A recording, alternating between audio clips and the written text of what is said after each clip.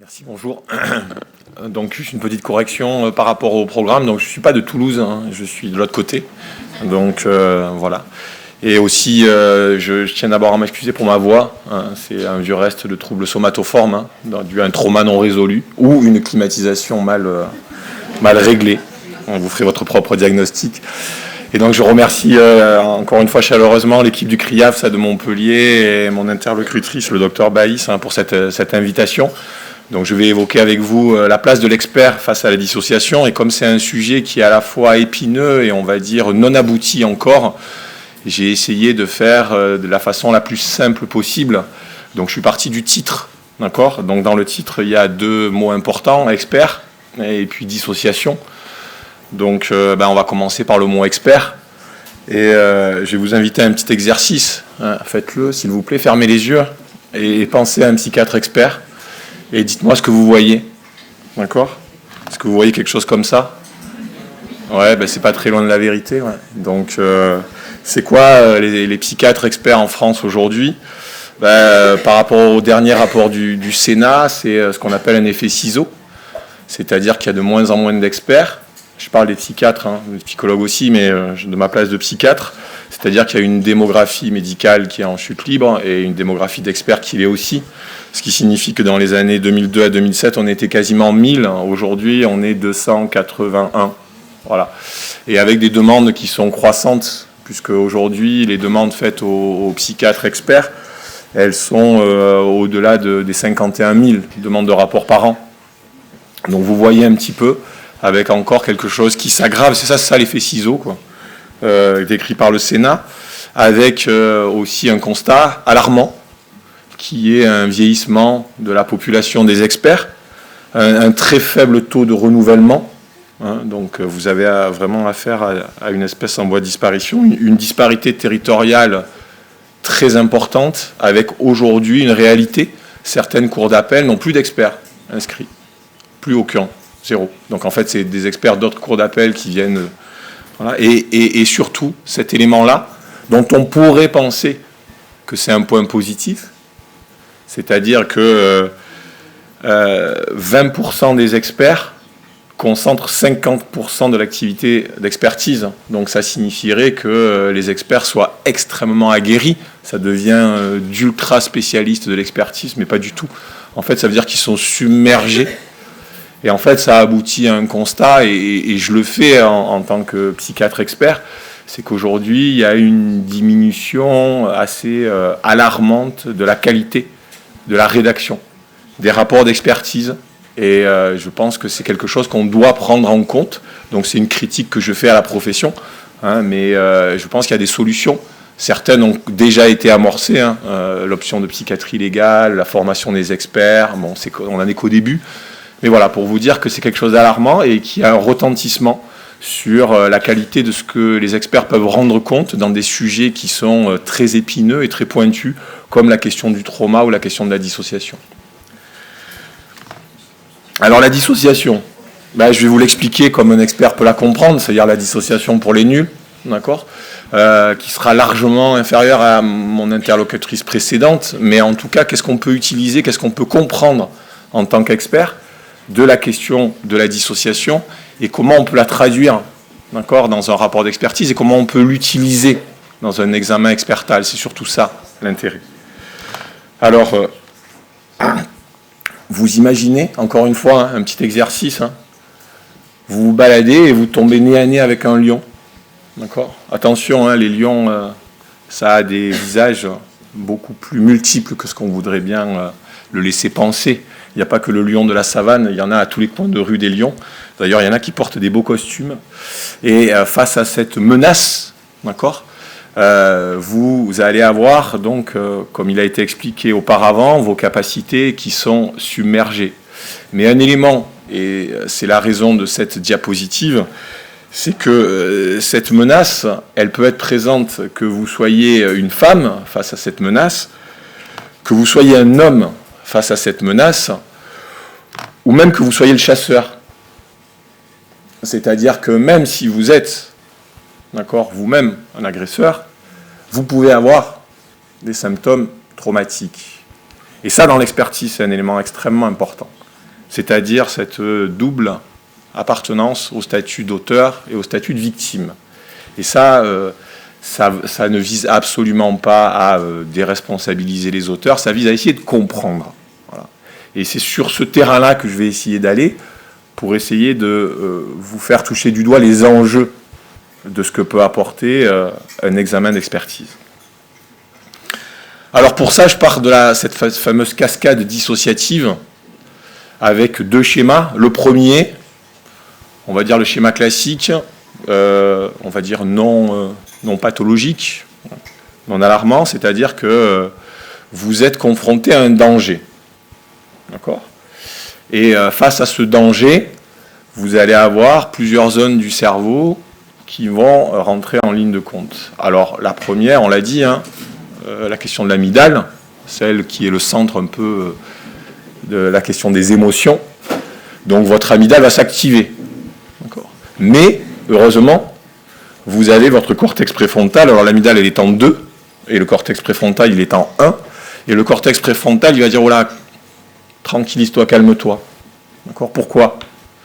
Parce que ce danger, on le connaît. Vous êtes face à une araignée, par exemple. D'accord. Donc on a déjà connu.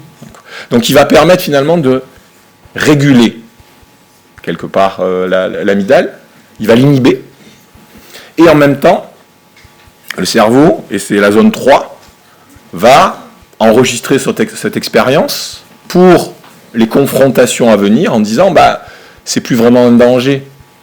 Sois tranquille, c'est pas parce que tu tombes sur une araignée au coin de ton lit que tu es en danger. D'accord ? Donc ça, c'est un schéma, on va dire, qui n'est absolument pas un schéma traumatique, mais c'est un schéma qu'on peut rencontrer notamment chez l'expertise de certaines victimes, par exemple. Je pense à une jeune femme qui était sur un parking et qui est sortie de sa place de parking, qui s'est fait emboutir l'aile avant droite et qui a dit qu'il y avait un syndrome de stress post-traumatique extrêmement sévère. Sauf qu'on ne peut pas dire que la menace de quelqu'un qui lui a à peine effleuré l'aile pourrait être. Alors après, il y a d'autres choses qui peuvent rentrer en ligne de compte. Mais on peut dire que sur la notion de trauma, c'est quelque chose qui pourrait être discuté. Et ensuite, il y a un autre cas de figure où on n'est pas face à un danger, mais on est face à une menace. D'accord ? Une menace, c'est quoi ? C'est quelque chose qui va porter atteinte à l'intégrité, à la survie. D'accord ? Et alors, soit parce qu'elle est d'intensité plus importante, comme un accident grave de la route, ou soit parce que la menace, elle est persistante. Alors là, de la même façon, l'amygdale va rentrer en jeu, d'accord ? Mais l'amygdale, puisqu'il y a la question de la survie, et la survie dans le cerveau pour les experts, attention, c'est le tronc cérébral. D'accord ? Et à partir de là, à partir de cette stimulation au niveau du tronc cérébral, il y a quand même deux choses qui sont importantes. Il y a d'un côté la branche sympathique, c'est-à-dire que le tronc cérébral va activer le système nerveux autonome, et la branche sympathique du système nerveux autonome. Et la branche sympathique du système nerveux autonome, qu'est-ce qu'elle va produire ? Elle va produire une augmentation des hormones, comme le cortisol, l'adrénaline, d'accord, qui va permettre effectivement à un individu d'être en situation, d'être en mesure de répondre à cette situation de stress intense. Donc on appelle ça l'hyperactivation. Et à partir de là, l'individu il va pouvoir disposer, on va dire, de cette réserve d'énergie, soit pour combattre, soit pour fuir, par exemple, la menace. Mais la problématique qu'on a, c'est que ces hormones, elles vont monter. Pourquoi ? Parce que la menace, elle perdure, et la menace, elle porte atteinte à l'intégrité. Donc, l'adrénaline, le cortisol vont augmenter, et la problématique, c'est que ces hormones, elles sont toxiques. Elles sont toxiques pour le cœur, elles sont toxiques pour le cerveau, et donc elles vont atteindre un niveau, d'accord, qui est un niveau de toxicité. Donc qu'est-ce qui se passe à partir de là ? C'est qu'il y a un phénomène qui est que jusqu'à présent, comme je vous l'avais expliqué, le cortex préfrontal, il va inhiber, sauf que là, comme on est dans des zones toxiques, il va se découpler. D'accord ? Donc il ne va plus venir inhiber l'amygdale. Donc l'amygdale, elle va être en roue libre. Donc l'amygdale en roue libre, on va avoir une augmentation et un emballement de la machine. Le cortisol qui augmente, l'adrénaline augmente, le cortex préfrontal qui s'est déconnecté, et un autre qui va en profiter pour se déconnecter. c'est l'hippocampe, la zone 3, celle qui est en jeu dans la question de la mémoire et notamment de la mémoire narrative. Donc effectivement, ce système va se découpler, il va y avoir une espèce de shunt, on est là, à l'acmé de la courbe, et c'est là,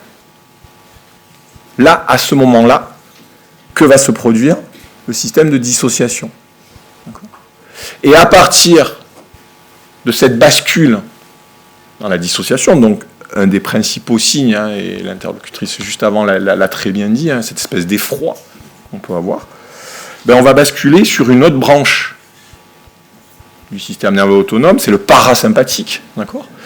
Et le parasympathique, lui, il va avoir comme conséquence, d'accord, d'activer d'autres types d'hormones, d'accord, qui sont, on va dire, plutôt les endorphines-like, et qui vont être responsables plutôt d'un phénomène qui va être un phénomène d'hypoactivation.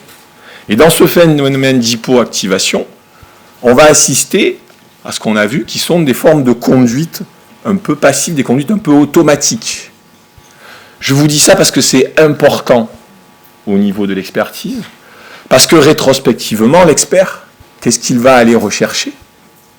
Il va aller rechercher d'un côté les signes d'hyperactivation, et il va pouvoir aller rechercher aussi par la suite les signes d'hypoactivation. Les signes d'hypoactivation qui, face à la justice, peuvent être pris comme des comportements organisés, des comportements finalement qui disent que la personne n'était pas vraiment atteinte par l'intensité de la situation et qu'elle a continué tranquillement, par exemple, à rentrer chez elle. Elle a, je ne sais pas, posé l'arme dans une poubelle, donc elle a fait disparaître l'arme, elle ne se souvient plus où était l'arme, et puis elle s'est tranquillement installée chez elle, comme si, finalement, c'était quelque chose qui était préparé et qui témoignait d'une froideur, et que cette froideur témoignait d'une organisation. Pas du tout. Ça peut avoir un lien avec les conduites automatiques. Et un autre élément important, qui me semble là aussi capital pour la question de l'expertise, c'est la question de certaines personnes qui ont, dans leur passé, été déjà confrontées dans leur éducation, dans leur on va dire, souvenirs précoces, à des expériences traumatiques, qu'on pourrait appeler les expériences adverses en général. Certains parlent de traumas développementaux. Donc en fait, face à une personne qui va être à nouveau, à l'âge adulte, confrontée à une scène traumatique, mais dont le cerveau a déjà été, on va dire, quelque part sensibilisé ou déjà été exposé à des événements traumatiques, donc des traumas développementaux, négligence, violence physique, violence sexuelle durant l'enfance, il y a quelque chose qui peut se produire, c'est que finalement, dans cette cascade, il y a une espèce de shunt, et la personne, elle va, dès qu'elle va être confrontée au trauma, directement passer en hypoactivation. Donc c'est là où on voit certaines victimes qui ont été victimes, par exemple, de violences sexuelles durant l'enfance, et qui, confrontées à une nouvelle menace de violence sexuelle à l'âge adulte, vont directement, non pas passer par l'hyperactivation, mais par l'hypoactivation, et vont avoir un comportement qui pourrait être admis comme un comportement de soumission, voire pris par la justice comme un comportement de consentement, alors qu'il s'agit de conduites automatiques qui sont directement de l'hypoactivation. Ça, c'est un élément aussi important pour l'expertise. Alors, focus sur l'expertise. Focus sur l'expertise, pourquoi ? Parce qu'il y a la nécessité de changer de référentiel. Je fais la critique de ma propre profession et je pense qu'il faut le faire. Pourquoi ? Parce que s'il y a aujourd'hui un consensus qui se dégage et une reconnaissance, d'accord, de tout ce qui vient d'être exposé, le trauma, la dissociation, et que c'est présent dans les classifications internationales, qu'on a fait beaucoup de chemin, l'articulation de ces notions de trauma, de ces notions de dissociation dans l'expertise, d'accord, tant du côté de la victime que du côté de l'auteur, elle fait encore débat. Voilà, c'est-à-dire qu'on n'est pas passé à la traduction de cette connaissance dans l'activité expertale. On est en retard. Alors on assiste à quoi aujourd'hui ? On assiste à des juridictions, on assiste à des magistrats qui, soit dans des dossiers, vont désigner des experts, mais des experts, on va dire, qui ne sont pas sensibilisés à cette question, et qui, dans leur rapport d'expertise, vont parler de facteurs criminologiques, de troubles de la personnalité, d'impulsivité, d'alcoolisation. Soit on a certains magistrats qui vont regarder un peu et qui vont dire il y a une notion de trauma, je vais m'adresser à un spécialiste du trauma, mais qui n'est pas expert. Et donc, on va avoir un rapport qui va parler de trauma complexe, de dissociation, de trauma développemental. Et en fait, on va avoir des procédures dans lesquelles on a la sensation d'avoir des expertises qui sont contradictoires, qui ne disent pas la même chose, qui ne traduisent pas la même chose, alors qu'on part d'une situation qui est identique. Et ça, c'est problématique aujourd'hui. C'est compliqué aujourd'hui. Et ça a des répercussions aujourd'hui sur les procédures pénales. Donc comment on peut faire? Qu'est-ce qu'on fait avec ça? Alors, je dirais que pour un expert, psychiatre, qui va être confronté à ce type de situation, il faut qu'il change sa façon de faire. Donc je les traduis par n'écoutez pas, observez. N'écoutez pas ce que vous dit la personne, c'est poussé à l'extrême, ce que je vous dis, c'est caricatural. Mais à un moment donné, il faut... Ne l'écoutez pas, regardez-la. Regardez-la quand vous l'interrogez. Regardez ce qu'il se passe quand vous l'interrogez. Et soyez attentif. Soyez attentif de détecter des signes d'hyperactivation. Alors lesquels? Des signes d'hyperactivation qui peuvent toucher la narration, la pensée. Et la personne, elle va avoir des pensées rapides, accélérées, chaotiques, obsédantes, je suis en danger, je vais mourir, alors qu'elle vous raconte quelque chose dans une pièce dans laquelle elle est en sécurité. D'accord? Et donc en fait, elle revit. Donc ça, il faut le voir. Il ne faut pas l'écouter, il faut le voir. Okay.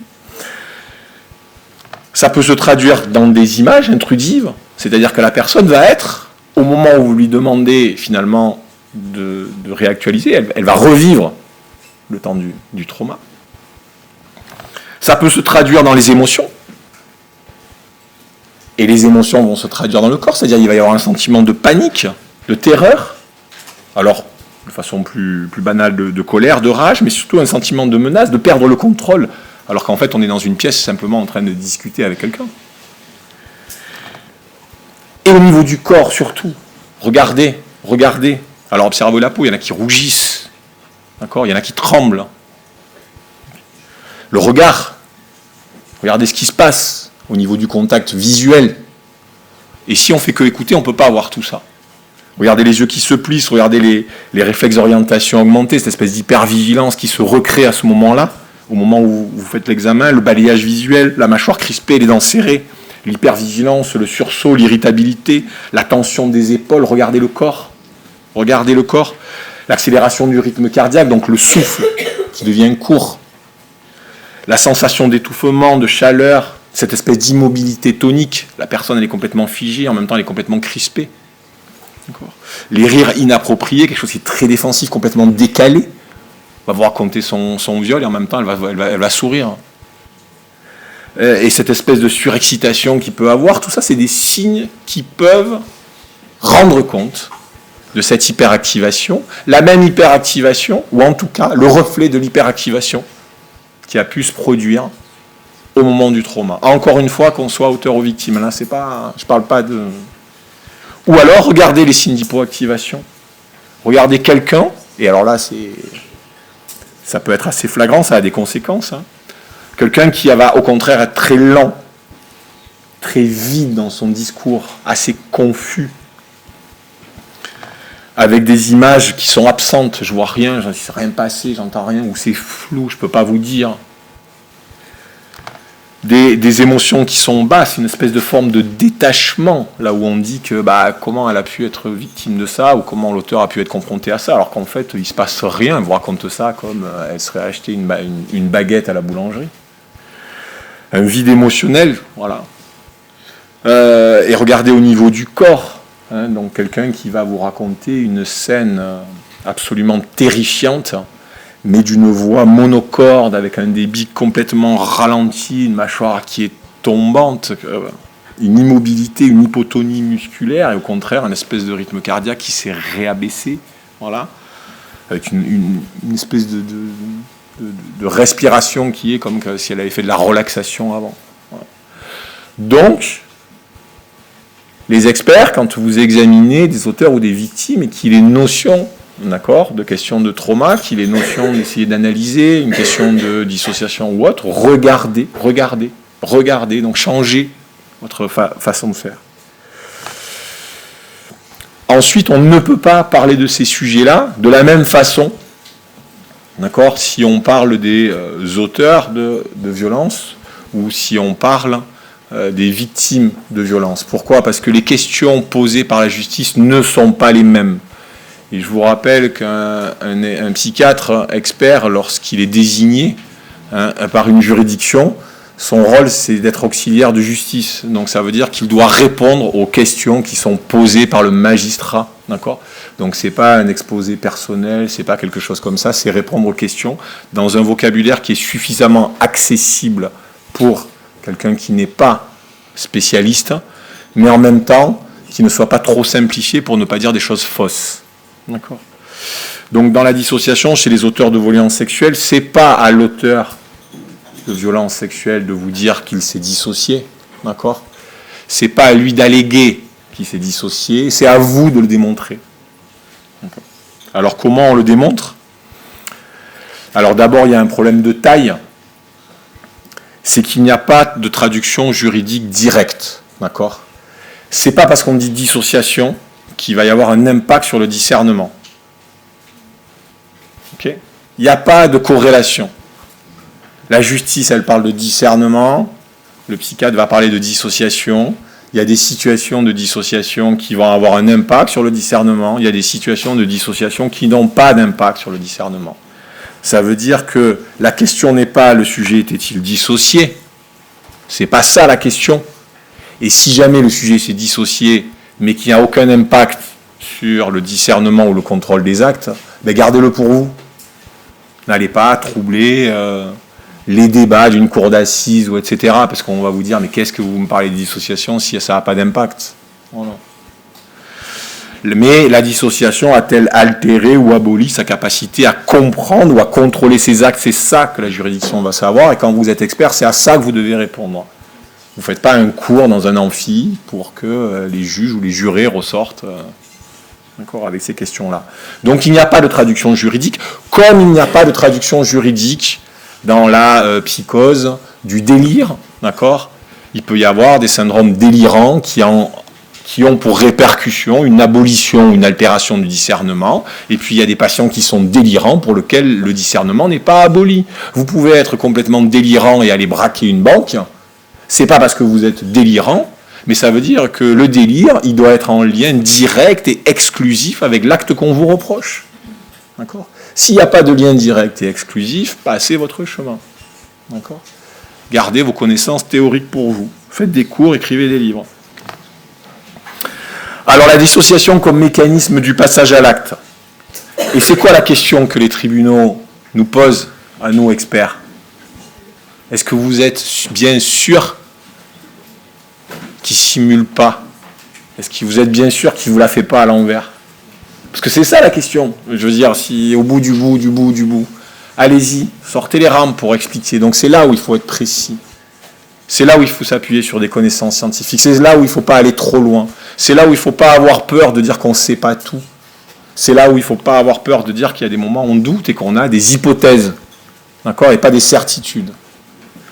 Alors, la dissociation péritraumatique, si on va la rechercher, elle a en lien, et puis c'est ça qu'on doit effectivement essayer de démontrer à la cour. C'est une espèce de faisceau d'arguments qu'on doit retranscrire. Donc chez quelqu'un qui serait passé à l'acte, par exemple pour des violences sexuelles, dans le cadre de phénomènes, par exemple dissociatifs, qui auraient répété des actes. Donc le vécu traumatique non élaboré, d'accord ? Sur un sujet qui potentiellement a été victime lui-même, ça c'est un élément. c'est souvent des signes qui sont discrets. J'entendais tout à l'heure l'intervenante précédente à très juste titre qui dit que les réseaux sociaux aujourd'hui affichent sur la toile les critères de la dissociation ou les critères du TDI, et donc vous avez des personnes qui viennent et qui vous disent moi j'ai ça, ça, ça, ça et ça. Voilà. Généralement, quelqu'un que vous examinez, un auteur de violence sexuelle et pour lequel on pense à de la dissociation péritraumatique, c'est discret, c'est pas très théâtral, d'accord ? C'est à vous d'aller le chercher, c'est pas quelqu'un qui va vous le servir sur un plateau comme ça, d'accord ? C'est une réalité clinique que vous allez devoir intégrer dans une discussion, et ça, il faut le penser, d'accord ? Et cette réalité clinique, si vous la maîtrisez pas, si vous n'avez pas les bons arguments, dans votre discussion médico-légale, qui est le pivot de votre rapport d'expertise, ça aura ni queue ni tête. Et les magistrats, s'ils ne comprennent pas, si les jurys ne comprennent pas, ils ne vous écouteront pas. Et d'un autre côté, vous avez des dissociations qui sont instrumentalisées, qui sont feintes. Alors, comment on peut les repérer ? Je ne sais pas si on peut. En tout cas, elles visent à brouiller les pistes, ça c'est sûr. Elles visent à minimiser la responsabilité. La personne dit « Non, mais moi j'ai déjà été victime, et en fait j'ai fait ce qu'on m'a fait. » Donc, c'est quelque chose qui est souvent, dans sa présentation, trop dramatique, trop complet, trop théâtral. C'est trop bien servi. Et donc ça livre un récit effectivement qui est ambigu, qui vise finalement à vous perdre là-dedans. Donc sur quoi on doit être attentif ? Sur quoi on doit s'arrêter ? D'abord, c'est sur la cohérence interne du tableau clinique tout au long d'un entretien. Si vous faites un entretien expertal de 5 minutes, ce sera compliqué. Donc peut-être que l'entretien expertal, il doit durer plus longtemps. Vous savez que pour le vécu traumatique qui n'a pas été élaboré, il y en a qui font des thérapies. Et les thérapies, des fois, elles durent 1 an, 2 ans, 10 ans, ou en tout cas, elles font des tranches de thérapie. Alors vous, avec 1 heure, 2 heures ou 3 heures d'examen, vous prétendez quoi ? Détenir la vérité ? Non. Mais en fait, il faut avoir finalement un temps d'entretien suffisant pour montrer qu'il y a une cohérence du début à la fin de l'entretien, d'accord ? Une cohérence, une solidité finalement du tableau clinique, et que le tableau clinique, il ne passe pas de l'un à l'autre, il ne passe pas de quelque chose qui est hyper théâtral. La présence des manifestations neurovégétatives, celles que je vous ai citées tout à l'heure, donc à un moment donné, n'écoutez plus, regardez, être capable d'avoir cet œil aiguisé, être capable de faire le listing objectif, et d'avoir une certaine habitude de ces manifestations neurovégétatives, d'hyperactivation et d'hypoactivation, au moment où la personne va vous faire le récit. D'accord ? Essayez de le mettre en cohérence, d'accord, avec la symptomatologie et l'histoire traumatique du sujet. Qu'est-ce qu'il a vécu ? Refaire sa biographie. Est-ce qu'il y a une concordance ? Est-ce qu'il y a quelque chose qui est synthone entre l'histoire du sujet, éventuellement un trauma développemental, éventuellement un trauma d'attachement sur laquelle sont venus ensuite intervenir des expériences adverses de négligence, de violence sexuelle, de violence physique, etc., avec ensuite un tableau à l'âge adulte où la personne devient auteur. Voilà, est-ce qu'il y a une cohérence clinique ? Et puis l'absence de gain secondaire évident, c'est-à-dire que la personne, elle ne va pas vous le mettre comme étant l'argument qui va... Voilà, ça c'est aussi un des éléments. Alors pris isolément, ça n'a aucune valeur, mais en fait c'est vraiment le faisceau de ça qui fait qu'à un moment donné, votre expertise, elle aura une solidité interne. D'accord. Alors les signes d'alerte, sur quoi, si vraiment on n'est pas sensibilisé, sur quoi j'ai... Alors moi j'ai assisté à des choses d'expertise, des choses qui m'ont... une petite lumière qui s'est éclairée. Quelqu'un qui commençait à me parler de ce qu'il faisait, de son passage à l'acte, etc. Et puis à un moment donné, sans s'en rendre compte, en tout cas de façon très discrète, il est passé à la 3e personne. Il a parlé de lui à la 3e personne, il. Voilà. Et c'est vraiment quelque chose, et il ne s'en est même pas aperçu quand après je suis allé lui dire, mais c'est qui ce il ? Il me dit, mais jamais dit il. Donc en fait, il est passé à la 3e personne. Voilà. L'absence de réaction affective entre le contenu du discours et la tonalité émotionnelle, entre ce qu'il va dire, ce qu'il va décrire, quelqu'un qui va être complètement détaché de ce qu'il dit.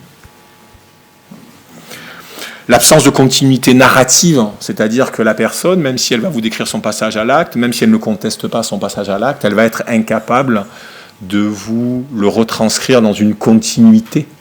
Il va y avoir des espèces de scénettes comme ça, mis bout à bout, que vous allez devoir finalement recomposer Et donc lui, il ne va pas chercher à se dissimuler, il s'est passé ça, et puis il s'est passé ça, et puis il s'est passé ça. Sauf qu'entre, il vous manque des pans entiers, et il va falloir essayer de reconstruire quelque chose avec lui. Ça, c'est un élément aussi important.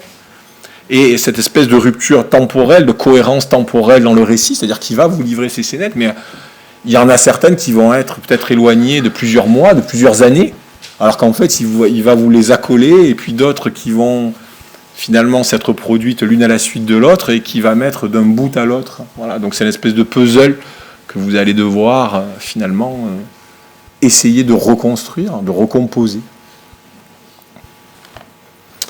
Alors la dissociation chez les victimes. Là aussi, un élément capital. L'expert n'est pas là pour déterminer la vérité. L'expert n'est pas là pour déterminer la crédibilité. D'accord ? On ne peut pas demander à un expert, est-ce que la personne dit la vérité ou non. On ne peut pas demander à la personne, est-ce qu'on peut la croire ou est-ce qu'on ne peut pas la croire. D'accord ? Ce n'est pas du rôle de l'expert. Les juridictions vous amèneront toujours sur ce terrain-là, par manque d'éléments dans les dossiers, notamment les dossiers de violences sexuelles, mais ce n'est pas à l'expert de trancher cette question, c'est à la justice de trancher cette question. Okay.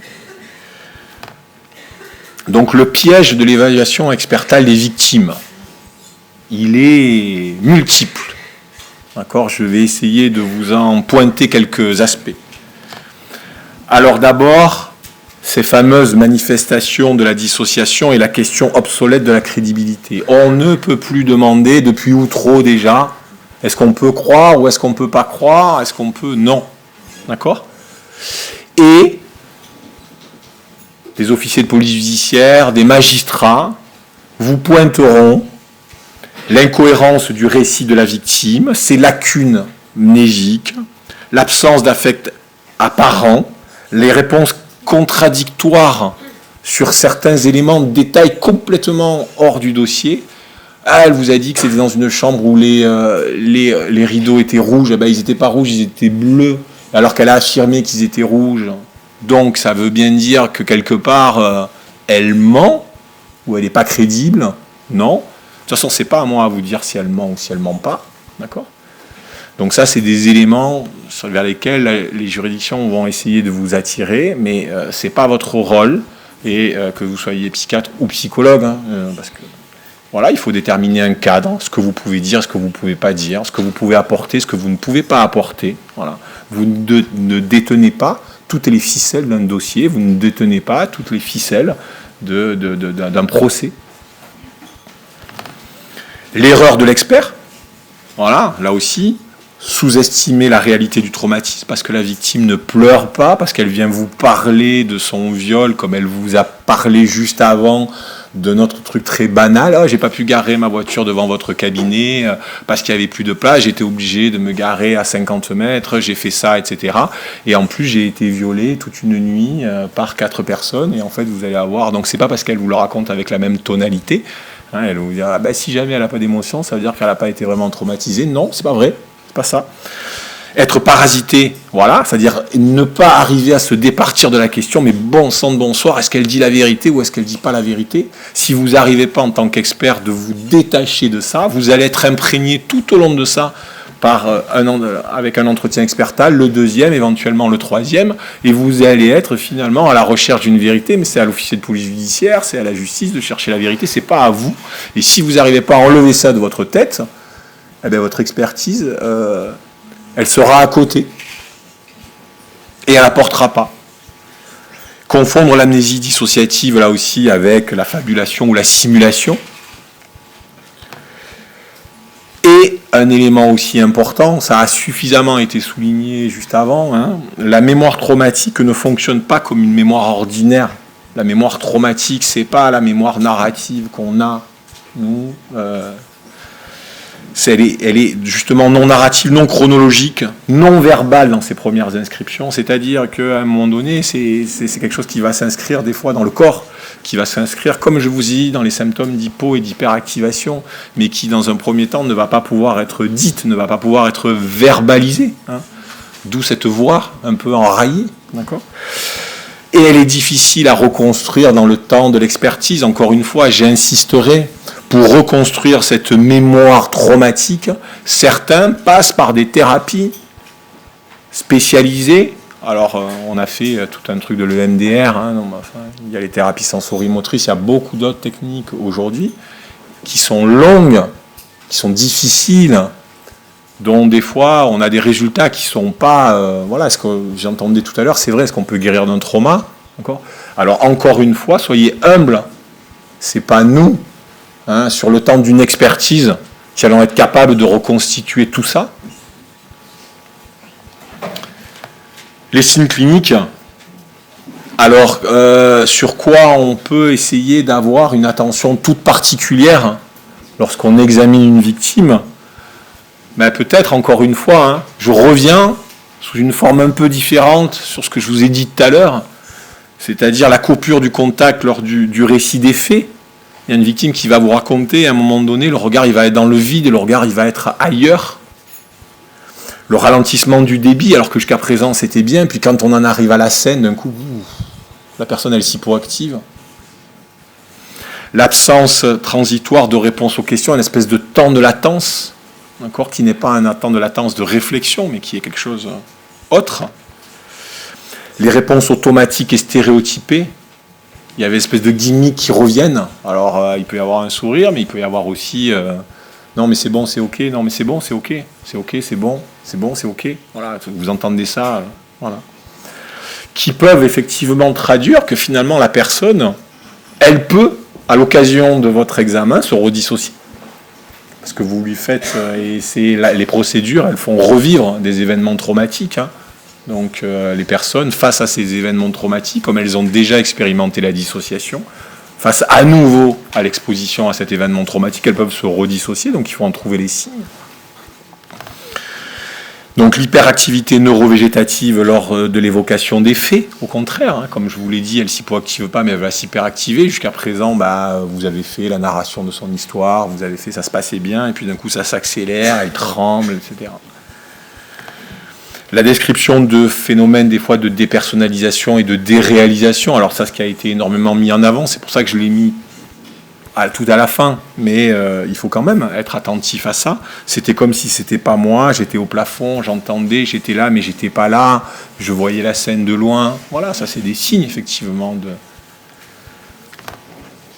Et l'amnésie lacunaire, qui peut être intéressante, hein, c'est-à-dire une personne qui va pouvoir être extrêmement précise sur un détail et complètement absente sur d'autres.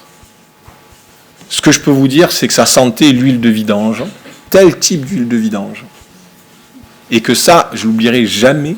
Je peux même vous dire, je peux vous dire qu'il y avait juste à côté un lavabo avec une goutte qui tombait toutes les 2 ou 3 secondes. Par contre, la personne, elle est incapable de vous dire où était le lavabo, elle vous est incapable de vous dire s'il y avait de la tapisserie sur les murs, elle vous est incapable de resituer la pièce dans la maison. Alors, en conclusion, puisque vous avez tenu jusqu'ici, et je vous en félicite, d'accord, je vais essayer de conclure rapidement. Alors, qu'est-ce que l'expert peut faire et qu'est-ce que l'expert ne peut pas faire ? Là est la question. Qu'est-ce qu'il peut faire ? Il peut décrire des manifestations dissociatives et il peut les préciser cliniquement. C'est son rôle. Il peut expliquer quelles sont les manifestations dissociatives à une cour. Il peut simplifier ce discours. Il peut le rendre pédagogique. Il peut rendre accessible, d'accord, cette connaissance à des gens qui ne sont pas des spécialistes. C'est son rôle. Il peut recueillir des données de l'histoire, des données anamnestiques, qui sont susceptibles d'étayer l'hypothèse, parlons d'hypothèse, d'un trouble chronique, d'un trauma développemental, d'antécédents, de violences subies, de maltraitance, de négligence, de violences sexuelles, d'accord, que finalement, l'histoire du sujet est concordante avec ces éléments-là. Donc ça, oui. Et donc, on a une reconstitution anamnestique par l'expert qui devient cohérente et qui est en accord, finalement, avec la tonalité du dossier. L'expert, il peut utiliser des outils, des échelles. Ça, les magistrats et les cours d'assises en sont friands, puisque les experts sont nuls, d'accord ? Utilisez des outils, quoi. Puisque les radiologues sont nuls, montrez-nous les images, quoi. Voilà, non, mais c'est ça, en fait, la réalité. Hein. Ils veulent des éléments tangibles. Donnez-nous du biscuit, quoi. Amenez-nous des photos de cerveaux qui sont complètement tordus, etc. Donc les échelles, ça peut répondre. Et pourquoi pas ? Pourquoi pas ? En même temps, c'est des échelles qui sont validées. Donc elles sont là, elles sont présentes. Donc elles ont toute leur utilité. Et replacer les éventuelles lacunes mnésiques dans le cadre de la mémoire traumatique sans les psychiatriser éventuellement. Ne pas penser que vous détenez l'absolue vérité, d'accord ? Mais que ne pas dire que finalement la psychiatrie ça explique tout, qu'on est tout puissant, etc. Ça aussi, hein, dans des cours d'assises, c'est de plus en plus mal vu, d'accord ? Restez à votre place, expliquez les choses. Expliquer que l'hypothèse, effectivement, que certaines fois il y a des lacunes mnésiques dans le récit du sujet, ça peut correspondre, c'est concordant avec ce tableau clinique, à la fois parce que la personne elle a un trauma développemental, à la fois parce qu'elle a subi ensuite à l'âge adulte par exemple un viol, et donc quand le sujet c'est ce viol-là, la reconstitution par rapport aux éléments que vous avez, voilà, c'est cohérent, c'est ça, et c'est déjà largement suffisant. Ce que l'expert il peut pas faire, mais qui continuera à faire. Hein. D'accord ? Ah non, j'en ai un fond. Distinguer ce qui relève de la dissociation, de la dissimulation ou d'une organisation défensive de personnalité. Alors oui, là, on est à la frontière de ce que je vous ai dit tout à l'heure, là. C'est-à-dire de certains experts qui ont été biberonnés à la question des troubles de personnalité, les personnalités perverses qui sont plus dans le DSM, la question du clivage, qui vont vous faire une espèce de parallèle entre le clivage et le trouble dissociatif de l'identité, qui vont vous sortir un truc un peu fumeux, etc. Ben non, essayez de sortir de ça maintenant. Encore une fois, hein, la présentation précédente a montré qu'on avait des connaissances actualisées qui étaient suffisamment solides sur lesquelles on pouvait s'appuyer. D'accord ? Mais ce que l'expert ne peut pas faire, voilà, j'en viens, c'est trancher sur la réalité des faits. C'est pas à vous de trancher sur la réalité d'un dossier. Même si lors d'un procès d'assises, vous êtes au centre, d'accord, et que vous avez tout le monde qui vous regarde, d'accord, c'est pas pour autant que c'est vous qui détenez toutes les clés et toute la vérité, et c'est pas à vous de dire moi je vais vous dire ce qui s'est passé, moi je détiens et je vais vous exposer, non. Donc c'est pas à vous. À partir surtout d'un seul tableau clinique dissociatif, d'accord, parce qu'il y a d'autres éléments dans le dossier, hein. Il peut y avoir des témoignages. Et on vous enverra à la figure, mais il y avait quelqu'un qui était là ce jour-là, vous y étiez pas, mais voilà ce que la personne décrit. Vous avez des caméras de vidéosurveillance aussi, où on peut vous balancer le jour du procès, vous dites que la personne elle s'est dissociée, elle a fait ça, regardez le film, d'accord ? Il y avait un procès assez retentissant il n'y a pas longtemps, hein, où il y a beaucoup de gens qui se sont on va dire, réfugiés derrière, j'y étais pas, j'ai pas fait, c'était automatique, jusqu'à ce qu'on leur montre toutes les vidéos des violences sexuelles. Les heures et les heures d'enregistrement. Voilà. Bon, alors après, toutes les théories fumeuses qui avaient été élaborées avant, elles sont vite tombées. Comme les arguments de défense. Pareil. J'y étais pas, mais pourtant c'est vous sur le film. Conclure sur le discernement, l'abolation ou l'altération sur le seul fondement d'un récit dissocié. Ah, je me suis dissocié. Ah ben, si vous êtes dissocié, alors vous n'êtes pas responsable. Non, il faut argumenter l'histoire développementale du sujet, il faut argumenter les signes cliniques, il faut argumenter. D'accord ? C'est pas parce qu'on vous dit que confondre l'amnésie dissociative avec la simulation. Affirmer qu'une absence d'affect chez une victime est un signe de non-traumatisation. Alors ça, quand on en sera arrivé juste à cet élément-là. Et enfin, et ça sera ma diapositive de conclusion, l'expert face au juge. Eh oui. Alors, les points importants, je reviens sur le premier. Il n'y a pas de corrélation, encore une fois, entre la dissociation et l'abolition ou l'altération du discernement. Il n'y a pas de corrélation juridique, il n'y a pas d'automatisme. D'accord ? La dissociation n'engendre pas forcément d'abolition ou d'altération du discernement. Vous avez des tableaux dissociatifs qui peuvent n'avoir aucun impact sur le discernement. Vous avez des tableaux dissociatifs qui peuvent entraîner une altération et vous pouvez défendre aussi l'hypothèse qu'un tableau dissociatif peut renvoyer à une abolition du discernement, si c'est suffisamment étayé. Ne pas méconnaître la difficulté rétrospective et l'avancer comme un facteur limitant de votre travail. On va vous demander d'examiner une victime, d'examiner un auteur 10 ans, 15 ans, 20 ans après les faits. D'accord ? Donc il y a une limite dans ce qu'on peut faire. Et ça, plutôt que de le masquer, plutôt que de dire que non, amenez-le comme un point de fragilité, mettez-le en avant, discutez-le, mais prenez-le en compte. Ne pas méconnaître le risque de simulation. Oui, on peut berner un expert. D'accord ? Et c'est pas parce qu'il y a expert devant son nom qu'il est plus intelligent que les autres. Oui, on peut. Oui, il y a des éléments qui peuvent, effectivement, vous pouvez passer à côté, vous pouvez être dans le faux, vous pouvez pas. On peut se tromper de diagnostic aussi. Et ça, c'est un élément qui est important, qui permet d'être vraiment plus solide. L'incompréhension face à l'amnésie, si on n'a pas de connaissances face à ça, comment on fait pour reconstituer ? Si vous avez quelqu'un et que vous n'avez aucune notion sur le trauma, que vous ne savez pas ce que c'est la dissociation, que vous ne savez pas ce que c'est l'amnésie dissociative, et que vous faites une expertise, comment vous pouvez vous en sortir ? Vous allez dire quoi ? Qu'elle est démente, la personne ? Qu'elle joue la comédie ? Bon. Le paradoxe du comportement organisé, ça c'est un élément qui peut être...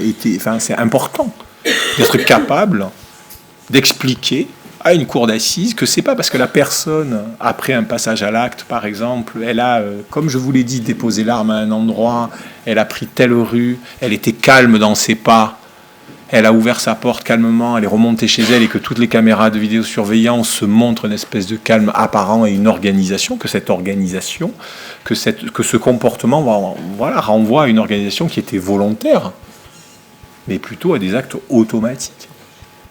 Le manque de consensus expertal, là aussi, encore une fois, je vous l'ai dit, les connaissances, elles sont de plus en plus solides, elles le sont suffisamment sur la question de la psychopathologie, sur la question du trauma, elles le sont encore largement insuffisantes sur comment on peut traduire cette connaissance dans les rapports d'expertise. Et la psychiatrisation excessive du crime, là aussi, d'accord, restons humbles, c'est pas avec nos connaissances psychiatriques, encore une fois, on peut apporter des éclairages, on peut apporter des éléments de compréhension. D'accord ? Ne pas dire que la psychiatrie ou la psychologie est le seul ressort et le seul point de bascule des procédures judiciaires. Voilà, je vous remercie.